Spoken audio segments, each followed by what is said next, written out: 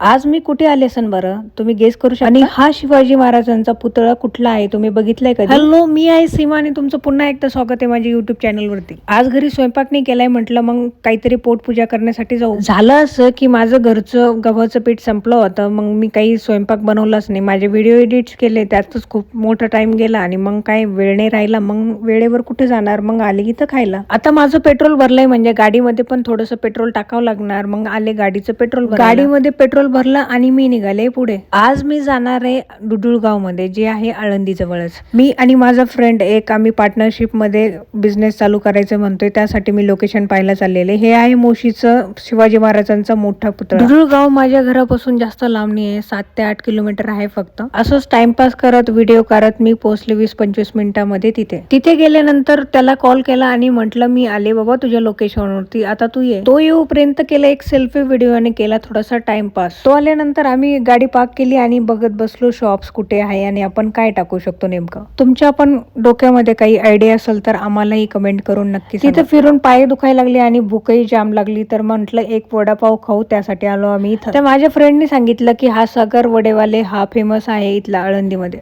आता वडापाव खाऊन एनर्जी आल्यानंतर आम्ही निघालो आळंदीकडे असं स्पॉट शोधतोय की जिथं खूप क्राऊडेड असेल, कारण बिझनेस करायचं म्हणलं तर स्पॉट सगळ्यात मेन असतं. जिथं क्राऊड आहे तिथं चालणार. आता आम्ही इंद्रायणी नदीचं ब्रिज क्रॉस करत आहे.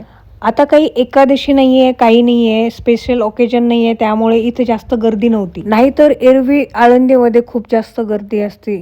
मी असं काही प्लॅन नाही केलं देवदर्शनाचं, पण कालही मी देहूमध्ये केले आणि आज आले आळंदीमध्ये. इथे खूप जास्त होते आपले गावचे मंडळी. देहू, आळंदी अशा ठिकाणी आपले गावाकडचे जास्त लोक असतात.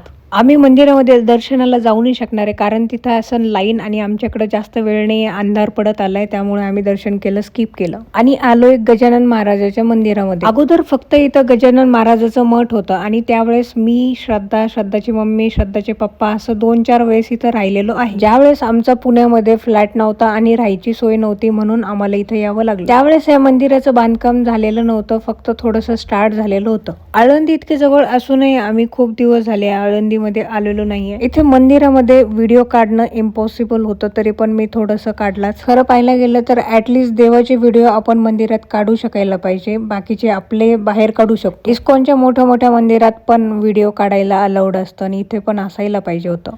दर्शन केल्यानंतर माझ्या मित्रांनी माझ्यासारख्या गरीबाला खाऊ घातलं, त्याला खूप पुण्य लाभेल. त्यानंतर मी निघाले आता माझ्या घरी. नेक्स्ट व्हिडिओमध्ये लवकरच भेटू, तोपर्यंत तुम्ही तुमची काळजी घ्या, मी माझी काळजी घेते. बाय.